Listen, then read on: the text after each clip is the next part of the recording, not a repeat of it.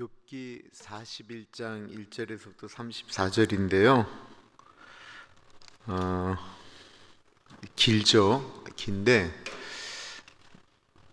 꼭 잘 보셔야 오늘 설교가 이해가 돼요. 이거는 리워야단이라고 하는 성경 속에서 나오는 한 동물을 중심으로 41장이 다 기록되고 있습니다. 그 리워야단은 굉장히 무서운 동물로 그려지고 있어요. 우리 교독하겠습니다.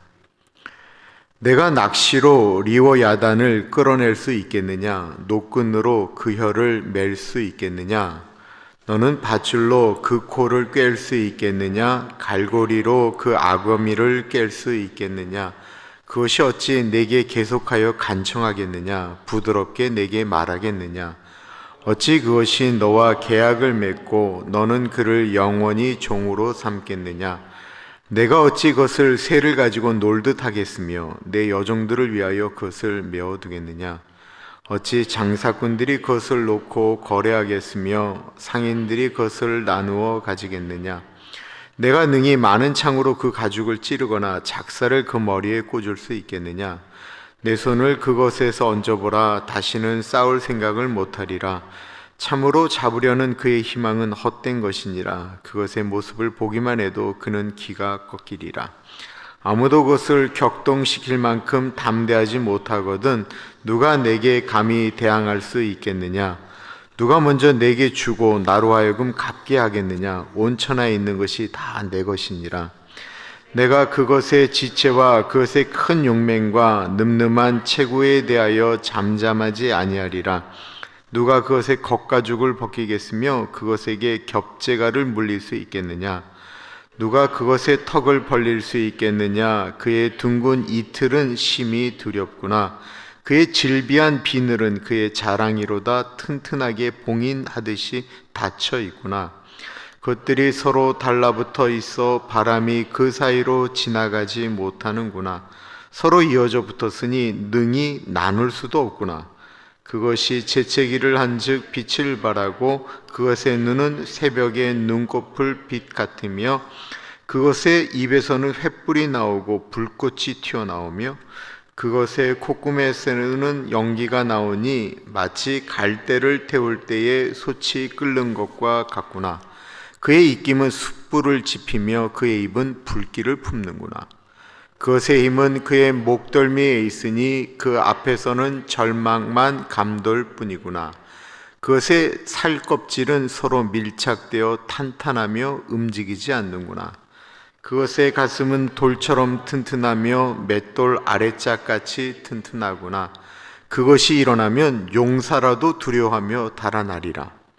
칼이 그에게 꽂혀도 소용이 없고 창이나 투창이나 화살촉도 꽂히지 못하는구나. 그것이 쇠를 쥐푸라기 같이 놋을 썩은 나무같이 여기니 화살이라도 그것을 물리치지 못하겠고 물맷돌도 그것에게는 겨같이 되는구나. 그것은 몽둥이도 지푸라기 같이 여기고 창이 날아오는 소리를 우습게 여기며 그것의 아래쪽에는 날카로운 토기 조각 같은 것이 달려있고 그것이 지나갈 때는 진흙바닥에 도리깨로 친 자국을 남기는구나. 깊은 물을 솥에 물이 끓음 같게 하며 바다를 기름병같이 다루는도다. 그것의 뒤에서 빛나는 물줄기가 나오니 그는 깊은 바다를 백발로 만드는구나. 세상에는 그것과 비할 것이 없으니 그것은 두려움이 없는 것으로 지음받았구나. 그것은 모든 높은 자를 내려다보며 모든 교만한 자들에게 군림하는 왕이니라. 아멘. 이 지구상에서 가장 무서운 동물은 무엇일까요? 가장 무서운 동물. 호랑이, 사자, 뱀, 아니면 바퀴벌레. 바퀴벌레 무서워하는 사람이 있어요. 네, 인터넷으로 찾아보았습니다. 여러 종류가 있긴 한데요. 인터넷에서 찾아본 이 지구상에서 존재하는 가장 무서운 생물체가 무엇인가 봤더니만 우리가 자주 접하는 거예요. 여름에. 바로 모기예요. 모기. 세계에서 가장 무서운 생물체는 모기로 나와 있습니다. 이 모기는 매년 7억 명을 전염시킨대요. 그 중에 우리도 있죠. 그리고 모기 때문에 죽는 사람이 1년에 무려 300만 명입니다. 두 번째가 푸른 고리 문어라고 해요. 인터넷에 보니까 골프공만한 건데 이 푸른 문어는 너무 이쁘게 생겼어요. 근데 이게 와서 사람을 탁 치면 온몸이 마비가 되는데 해독제가 없다고 합니다. 세 번째가 아프리카에서 서식하는 피를 빨아먹는 파리라고 그래요. 매년 25만 명이 이 파리 때문에 죽는다고 합니다. 네 번째가 우리가 잘 아는 하이에나. 다섯 번째가 그 해파리도 굉장히 무섭다라고 그러죠. 여섯 번째가 북극곰. 일곱 번째가 푸른독 개구리. 여덟 번째가 블랙 맘바라고 하는 독사인데 코브라보다 무려 50배가 넘는 독을 갖고 있어서 그냥 물리면 그냥 죽는다라는 거예요. 그리고 이 뱀이 시속 20마일로 간대요. 아홉 번째가 놀랍게도 달팽이과에 속하는 콘달팽이라고 하는데 진짜 이쁘게 생겼더라고요. 그런데 이거는 사람을 그 자리에서 10명을 죽일 수 있는 독을 가지고 있대. 그리고 마지막이 참 재미있는데 아프리카 꿀벌이에요. 근데 이 아프리카 꿀벌은 원래 있는 게 아니었어요. 아프리카에 꿀을 많이 만들기 위해서 유럽에 있는 꿀벌과 브라질의 꿀벌을 교배를 시켜서 만들어진 게 아프리카 꿀벌인데 이 꿀벌은 본인 집을 건드리잖아요. 그러면 그 건드린 사람을 수십 마일도 끝까지 쫓아가서 공격을 한다는 거예요.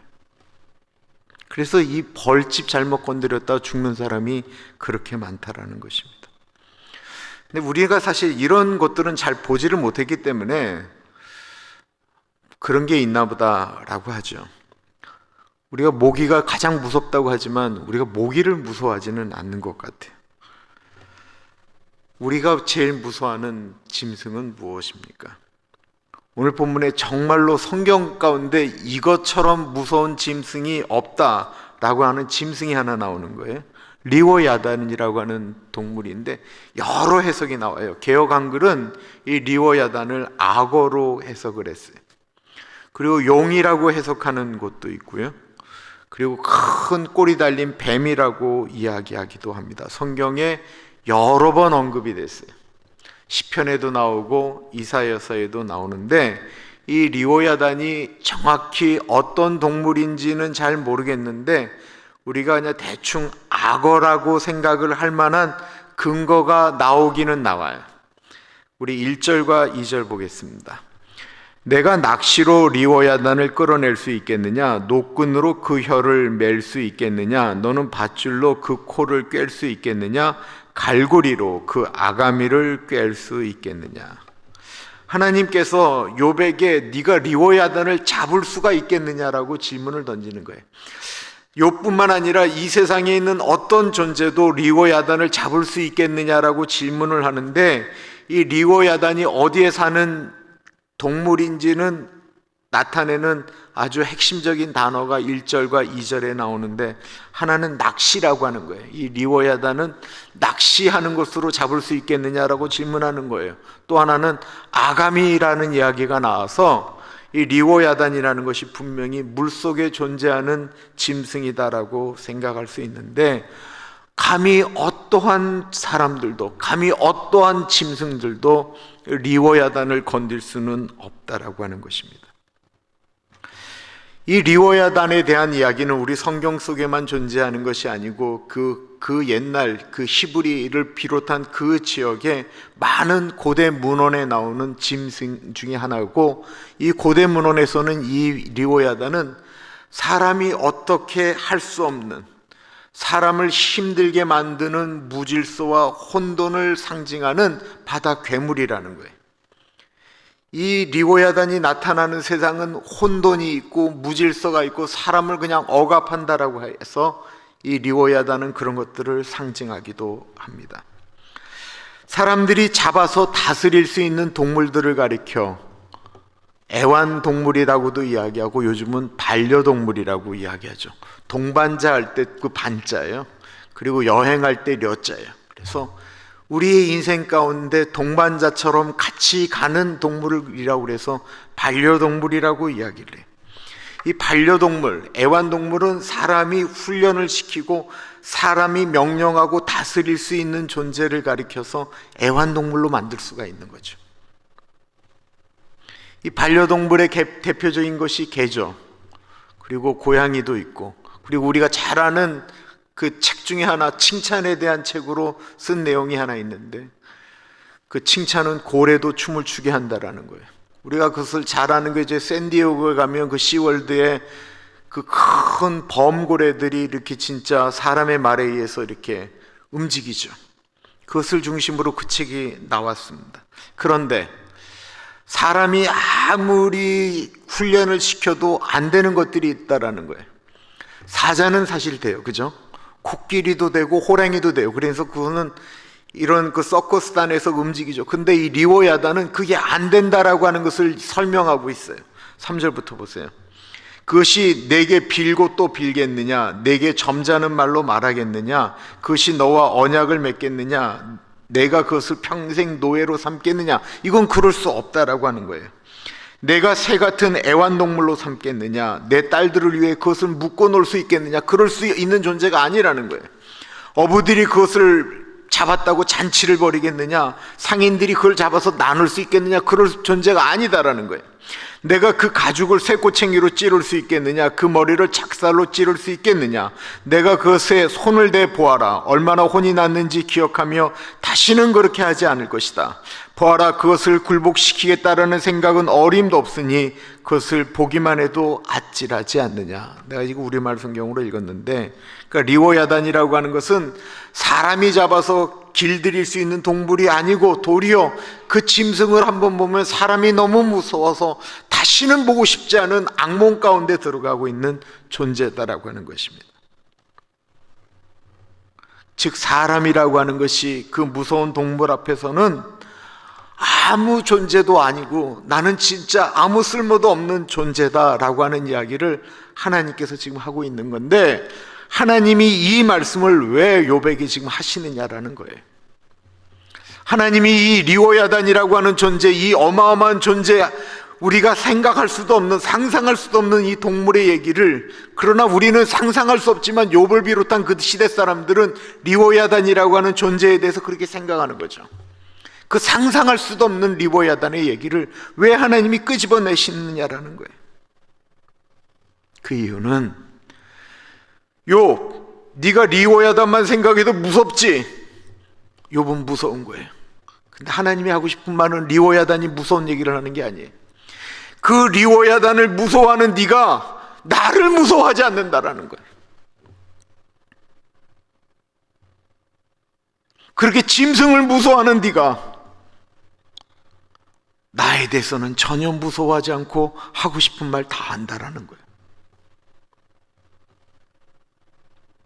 10절입니다. 그것을 감히 자극할 만큼 용맹한 사람은 없다. 그런데 누가 내 앞에 설 수 있겠느냐?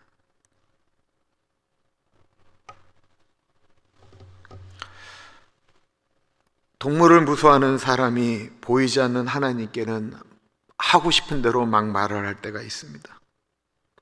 자신이 마치 하나님을 움직일 수 있는 존재인 것처럼 말합니다.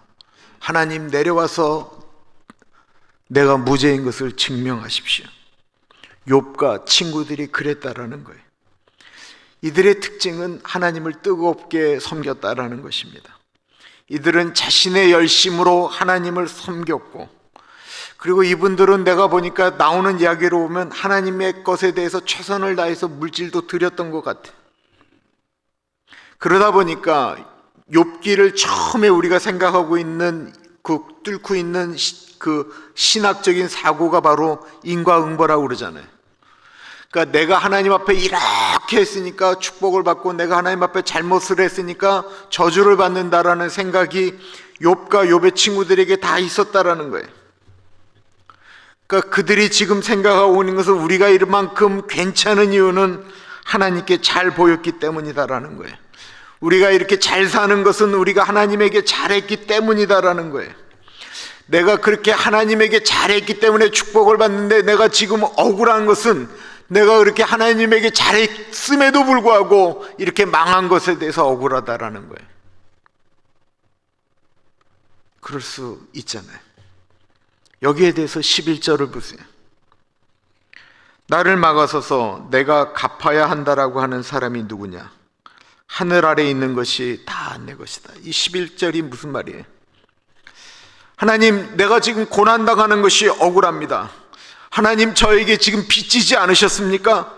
제가 하나님을 향하여 열심히 봉사했던 것 잊으셨습니까? 그거 지금 갚으셔야 되지 않습니까? 제가 하나님께 헌금 얼마나 많이 했는지 그거 모르고 계십니까? 제가 그렇게 힘든 와중에 하나님께 헌금 많이 했잖아요. 그거 제가 그냥 한 줄 아십니까? 내가 다 복받기 위해서 한 건데, 그거 그렇게 안 하실 거면 지금 저한테 돌려주셔야죠. 이 11절의 표현이 바로 그거라는 거예요. 이 인과응보라고 하는 정신의 정확한 것은 내가 이만큼 했기 때문에 복을 받은 건데, 내가 지금 복을 못 받으면 억울하다라는 거예요.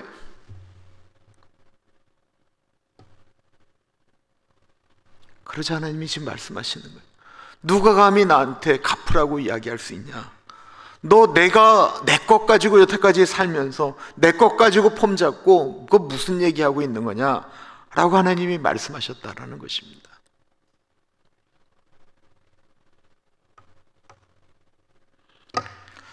하나님께서 사람의 존재를 정확하게 말씀하시는 것이 리워야단을 끄집어내면서 말씀하시는 거예요. 사람이 리워야단 앞에서는 아무것도 할 수가 없다라는 것입니다. 무서운 존재 앞에서는 아무것도 할 수 없는, 네가 내 앞에서 큰 소리 치지만 내가 만든 피조물 중에 가장 무서운 리워야단 앞에서 네가 할 수 있는 게 뭐가 있느냐라고 말씀하는 거예요. 25절부터 볼게요. 그것이 일어나면 용사로도 두려워하고 그것이 부수어되면 기가 꺾인다. 칼이 닿아도 힘을 쓰지 못하고 창이나 화살이나 작살도 아무 소용이 없다. 그것은 철을 집처럼 다루고 청동을 썩은 나무처럼 취급한다. 화살을 쏘아도 도망치지 않으며 물맷돌도 겨와 같이 날려버린다. 몽둥이도 지푸라기쯤으로 여기고 창을 던지는 것을 보고도 피식 웃는다. 그 백가죽은 들쑥날쑥한 질그릇 조각 같고 진흙 위에 타작 기계처럼 자국을 내는구나. 그것은 깊은 물을 솥 끓이듯 하고 바다를 기름솥 끓이듯 한다. 욥이 지금 하나님께 내가 이런 억울한 일을 당하는데 하나님 입이 있으면 좀 말씀해 보십시오 라고 말을 하는데, 위대하신 하나님께 본인이 그렇게 이야기 된다라고 생각하고 있는데, 실상 욥은 거대한 힘 앞에 아무것도 아닌 존재다라는 것입니다. 욥이나 친구들은 세상이 지금 어떻게 돌아가는지 우물한 개구리에 불과하다라는 것입니다.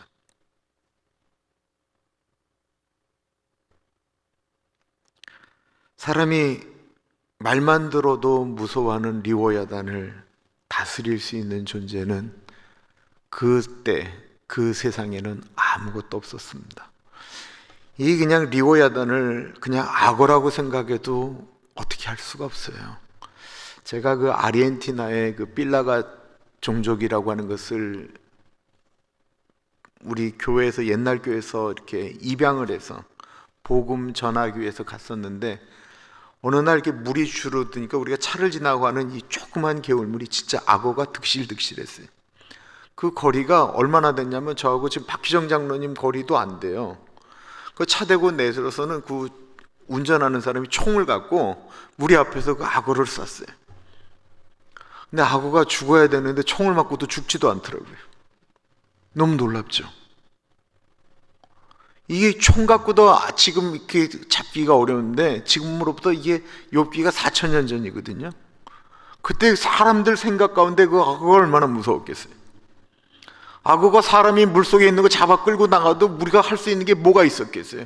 그 당시 악어가 오늘날에 있는 악어보다 훨씬 더 컸다고 한다면 얼마나 무시무시한 존재였겠습니까?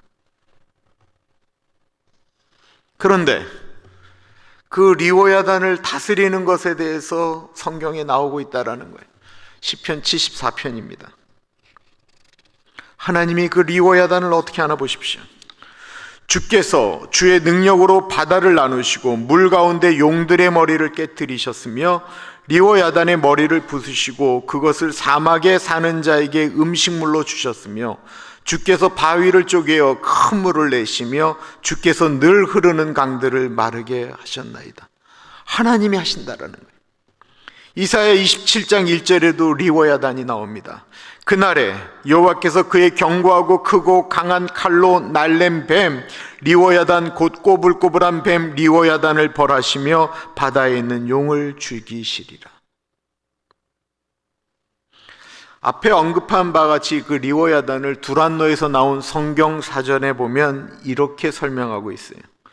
리워야단은 성경뿐 아니라 서구 문학에서도 타락한 세상, 혼돈과 관련된 악마적 세력, 창조주 하나님의 적대 세력, 거대한 제국 이집트 등을 나타낸다라고 말하고 있다. 그러니까 이 사람에게 두려움을 주는 존재라는 거예요. 제일 무서운 존재와 같다라는 것입니다. 아무리 내가 많은 것을 가지고 있다 할지라도 어떤 존재를 봤을 때 두려움을 주는 존재, 그 존재 앞에서는 내가 갖고 있는 것이 별로 아무 소용이 없다라고 하는, 힘을 쓸 수 없는 그런 괴물과 같은 존재다라는 거예요. 사람이 두려워하게 느껴지는 것.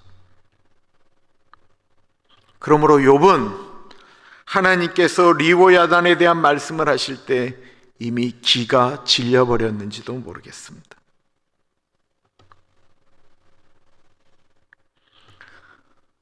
이사야를 통하여 시편을 통하여 우리는 지금 금방 그 리워야단을 마음껏 조종하고 다스릴 수 있는 분은 하나님이다라고 알게 되었습니다. 그런데 오늘 본문에서 하나님이 하시고자 하셨던 말씀은 사람들이 우리를 두렵게 하는 그것은 무서워하면서 하나님은 전혀 무서워하지 않는다라는 거예요. 그 말씀하고 싶은 거예요. 우리도 한번 생각해 보세요. 재정적인 문제가 오고 사람의 문제 이런 것이 오면 우리 안에 두려움이 올 때가 분명히 있죠. 있어요. 정말 어떤 것들이 이렇게 생각되어지면 이렇게 두려움이 올 때가 있어요. 너무 두려울 때가 있어요. 저도 느끼고 여러분들도 느끼는 거예요. 근데 우리가 살면서 우리가 어떤 범죄함이나 어떤 일을 할 때 우리가 하나님을 두려워한 적이 얼마나 있느냐라는 거예요. 우리 사람들이 정말로 하나님을 두려워하느냐라는 거예요. 예수 믿는 사람들이 하나님을 두려워하느냐라는 거예요. 경외한다라고 하는 것은 하나님을 두려워하면서 섬기는 것을 얘기하는데, 우리가 정말 하나님을 섬긴다라고 얘기하면서 사랑의 하나님이라고 얘기하면서 따뜻함을 얘기하기는 하지만 그 따뜻함으로 생각하는 그 하나님을 우리가 아무 때나 생각할 수 있는 그런 존재로 여기지 않느냐라고 하는 것입니다.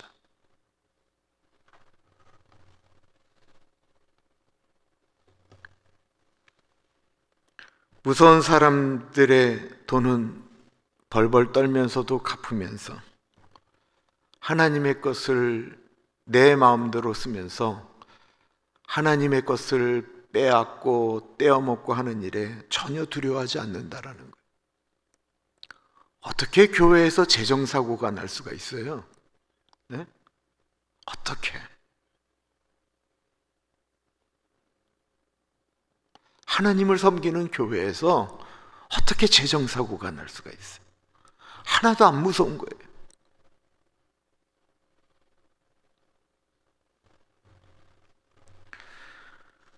아까 세상에서 가장 무서운 동물이 무엇입니까? 라고 여쭈었습니다. 머릿속에 나는 이 동물이 가장 무섭다라고 생각하는 것이 무엇이세요? 제가 하나님께 우리 교우들을 대표해서 여쭤본 적이 있었어요. 하나님은 무슨 동물이 제일 무서우세요? 말이 안 되는 질문을 하나님께 드렸죠. 여러분들도 궁금해 하시니까 제가 질문한 거예요. 그래서 하나님이 어이가 없다는 듯이 말씀하셨어요. 야, 내가 만들었는데 뭐가 무섭냐? 이렇게 말씀하셨어요. 그래서 제가 반대로 질문을 드렸어요. 그럼 하나님이 만드신 피조물 중에 하나님을 가장 안 무서워하는 동물은 뭐예요? 그러자 모든 동물들이 나를 무서워하지, 어떻게 창조주인 나를 무서워하지 않을 동물이 있겠냐?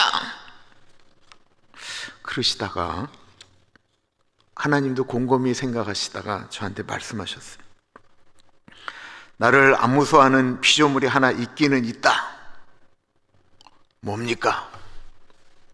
사람이라고 말씀하셨어요. 동물 중에 사실 가장 무서운 것은 사람이라고 하는 동물이죠. 우화 아세요? 사람이 여기에 가장 무서운 동물이 있습니다. 궁금해서 그 편말이 있는 곳에 누가 있나 봤더니만 정말 무서운 동물이 있더라는 거예요. 여기 가장 무서운 동물이 있습니다 라고 하고 그 앞에 있는 것은 다름이 아닌 거울이었습니다. 이 세상에서 가장 무서운 건 나라고 하는 동물이다라는 것입니다. 우리가 영웅이라고 칭하는 사람들은 수천, 수만, 수십만을 눈 하나 깜짝하지 않고 죽인 사람들이죠. 그럼 그런 사람들이 무섭다고 이야기할 때 그럼 우리들은 어떠냐라는 것입니다. 우리 사람들은 모두 무서운 눈을 갖고 있습니다. 눈 중에 가장 좋은 눈을 가진 동물이 독수리라고 이야기합니다. 하늘 높은 그 높은 데서도 저 점과 같은 쥐나 조그만 짐승들의 움직임을 알고 그 하늘 위에서 쏜살같이 내려와서 채액합니다. 그런데 독수리의 눈은 사람의 눈과 비할 바가 아닙니다. 째려보는 눈, 노려보는 눈, 뱁새 눈, 살기 어린 눈, 가소롭게 보는 눈, 총보다 더 무서운 눈총을 그냥 아무 때나 쏠 수 있는 눈, 사람을 얼어먹게 만들어버리는 눈알이 우리 사람들에게 있다라는 것입니다. 우리는 가끔 그 눈을 가지고 하늘을 향하여 삿대질을 할 때가 있다라는 것입니다.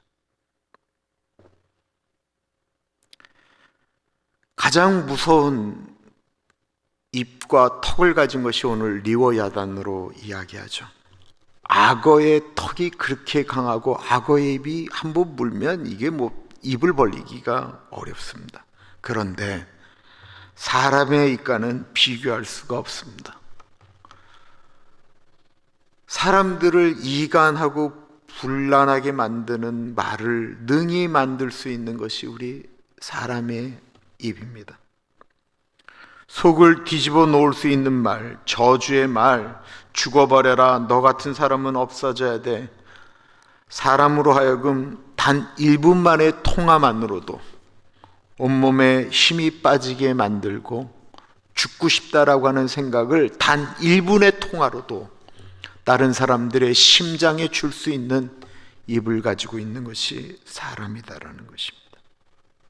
그리고 그 입으로 하나님을 무서워하지 않기 때문에 하나님에게 협박도 함부로 합니다. 이제 하나님 필요 없습니다. 나 하나님께 실망했습니다. 하나님 이제 하나님과 안녕입니다.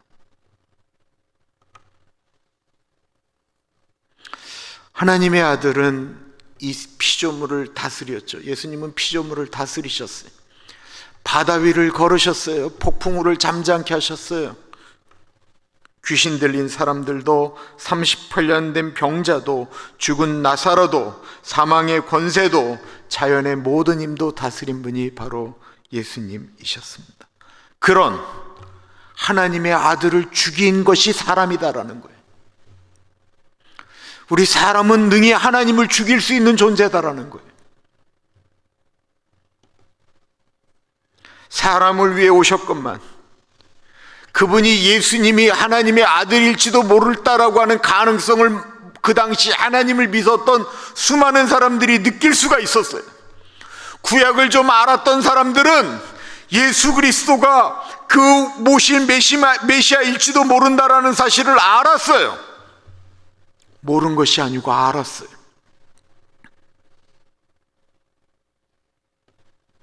알았음에도 불구하고 어느 날 수많은 예수 믿는 사람들이, 하나님을 믿는 사람들이 자기가 원하는 것을 붙들기 위하여 하나님을 버리는 것처럼, 그 당시 예수님을 죽인 사람들은 자신들이 가지고 있던 지위, 돈과 권력을 유지하기 위하여 설령 하나님의 아들이라 할지라도 그 하나님의 아들 예수를 십자가에 못 박았습니다.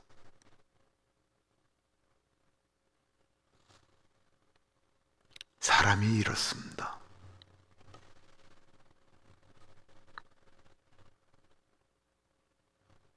오늘 본문을 통해서 욥은 자기 자신을 바라보기 시작했습니다. 자신이 지금까지 생각했던 하나님이 본인이 생각했던 것과는 상상할 수 없는 분이다라고 하는 사실을 인정할 수밖에 없었습니다. 내가 겪는 고난 때문에 하나님을 내려오라고 말씀하고 하나님 말씀해 보시라고 이야기할 그런 내 중심적으로 생각하는 하나님이 아닌 하나님이 자기가 상상할 수 없는 위대하신 분인 것을 고백할 수밖에 없었다라는 것입니다. 그래서 내일 본문에 욥이 이런 고백을 하죠. 욥이 여호와께 대답하여 이르되 주께서는 못하실 일이 없사오며 무슨 계획이든지 못 이루실 것이 없는 줄 아오니 무지한 말로 이치를 가리는 자가 누구니까? 나는 깨닫지도 못한 일을 말하였고 스스로 알 수도 없고 헤아리기도 어려운 일을 말하였나이다. 내가 말하겠사오니 주는 들으시고 내가 주께 묻겠사오니 주여 내게 알게 하옵소서. 내가 주께 대하여 귀로 듣기만 하였사오나 이제는 눈으로 주를 배웁나이다. 그러므로 내가 스스로 거두어드리고 티끌과 재 가운데에서 회개하나이다. 귀로만 듣던 하나님이 실제로 경험되어지게 되자 자신이 아무것도 아닌 것임을 고백하게 됩니다.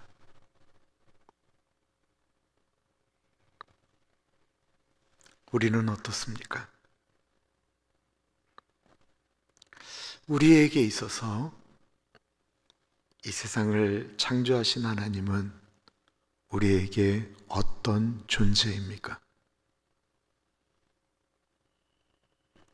사람은 무섭고 경제적인 것은 두려워하면서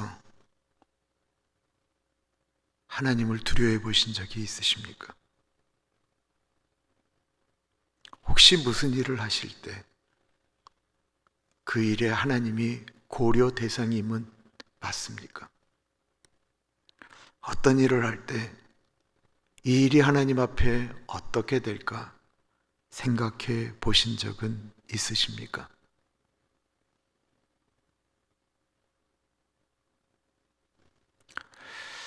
하나님만 한 분이면 다 좋습니다 고백하는 것이 마땅히 우리 인간의 삶이어야 되는데 언제부터인가 하나님이 뒷전이 되기 시작했습니다. 아까 박진 집사님이 말씀하셨던 것처럼 오늘이 2021년도 마지막 수요일입니다. 우리 아까 불렀던 찬양 한번 부를까요? 나 가진 재물 없으나 하나님만 계시면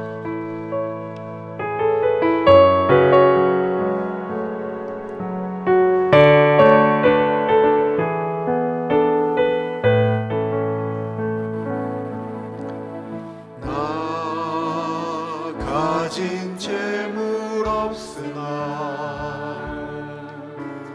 나 남이 가진 지식 없으나 나 남에게 있는 건강 있지 않으나 나 남이 없는 것 있으니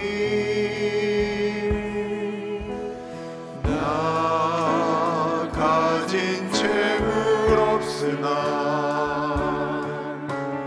나 남이 가진 지식 없으나 나 남에게 있는 건강 있지 않으나 나 남이 없는 것 있으니 나 남이 못 본 것을 보았고 나 남이 듣지 못하는 성 들었고 나 남이 받지 못한 사랑 받았고 나 남이 모르는 것 깨달았네.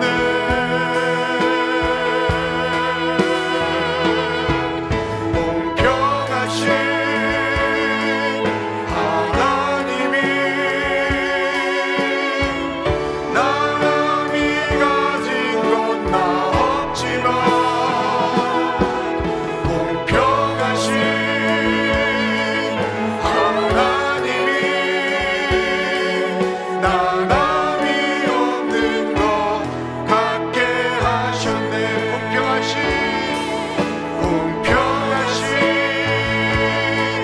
하나님이 나 남이 가진 건 나 없지만 공평하신 하나님이 나 남이 없는 것 갖게 하셨네. 공평하신 하나님이 나 남이 가진 건 나 없지만 공평하신 하나님이 나 남이 없는 것 갖게 하셨네.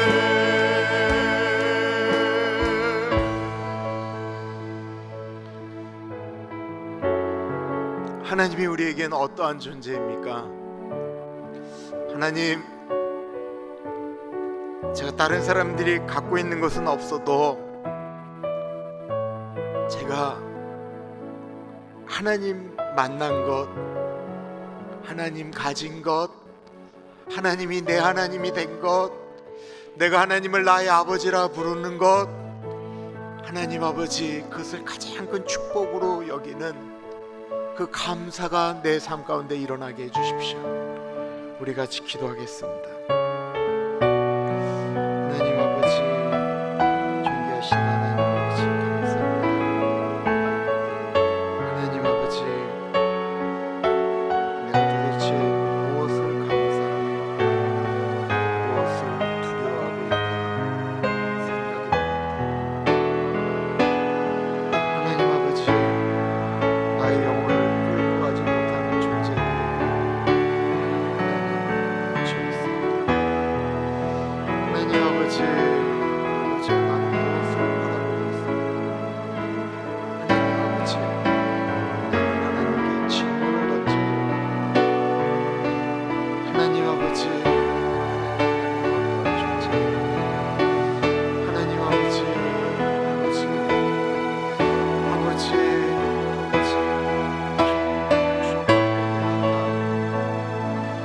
성령 하나님 같이 해주시옵소서.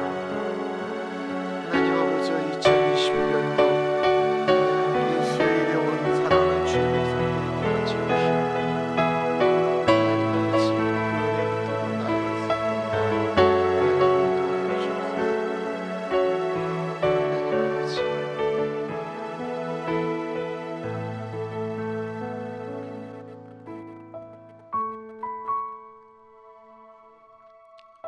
참으로 존귀하신 하나님 아버지,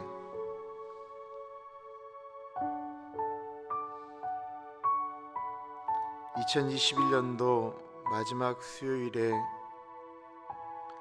욥기 41장, 마치 우리의 모습을 보는 것처럼 우리 안에 있는 두려움의 실체가 무엇인지, 내가 정말로 두려워해야 되고 그분 앞에 내가 무릎을 꿇어야 될 하나님 앞에 내가 그 하나님을 어떻게 생각하고 살아가는지, 하나님 우리 자신을 보게 됩니다.